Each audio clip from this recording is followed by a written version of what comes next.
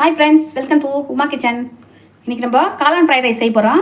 நான் ஒரு பேக்கெட் காளான் எடுத்து அது கட் பண்ணி இஞ்சி பூண்டு பேஸ்ட்டு சேர்த்து சோள மாவு சேர்த்து உப்பு சேர்த்து நல்லா 10 நிமிஷம் ஊற வச்சு ஹாட்டான எண்ணெயில் பொரிச்சு எடுத்து வச்சுருக்கேன். தனி மிளகாத்தூள் சேர்த்துருக்கேன். அதில் சேர்த்து நல்லா பொரிச்சு எடுத்து வச்சுட்ருக்கேன். இப்போது 1.5 அழகு பாஸ்மதி ரைஸை எடுத்து வடித்து ஆற வச்சு எடுத்து வச்சுருக்கேன்.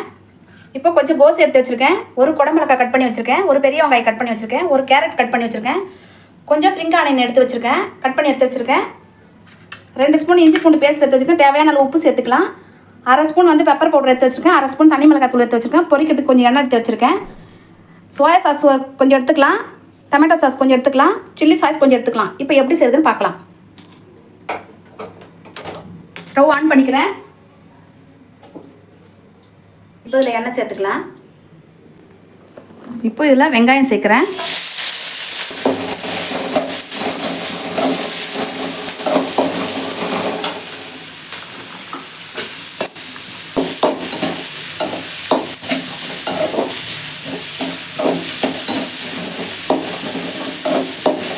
இப்போ கோஸ் சேர்த்துக்கிறேன்.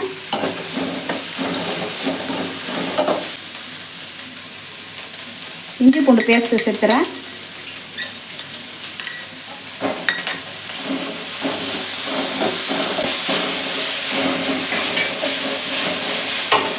இப்போ கேப்சிகம் சேர்த்துறேன்.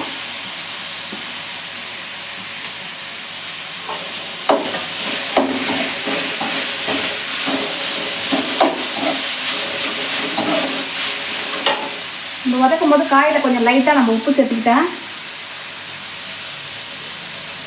லைட்டாக உப்பு சேர்த்துக்கிறேன். அப்போ தான் காயில் நல்லா உரைக்கும் அதில் போயிட்டு, இல்லைன்னா காய் ரொம்ப சப்புன்னு இருக்கும். அதில் நான் லைட்டாக உப்பு சேர்த்துக்கிறேன்.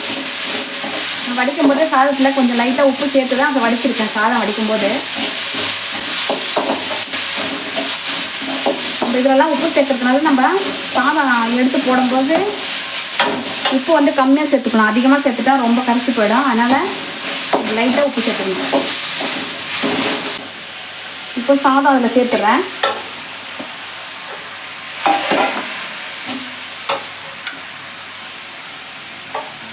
இப்போ அதில் காளான் சேர்த்தாச்சு.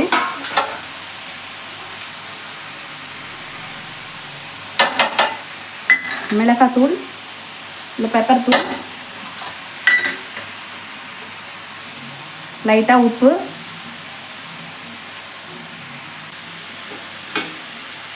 ஒரு 1/4 teaspoon soya sauce, 1/2 spoon chilli sauce, 1 spoon tomato sauce.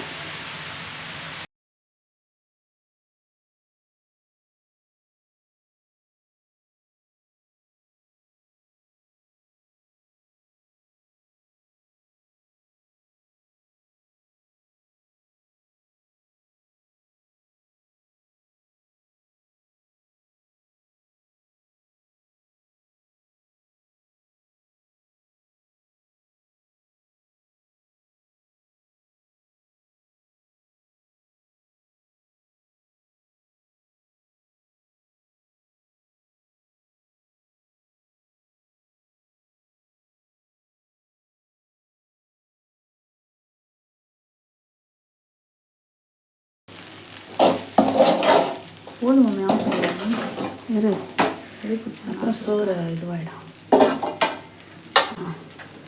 இப்போ ரெடி ஆகிடுச்சு. ஆஃப் பண்ணிக்கலாம்.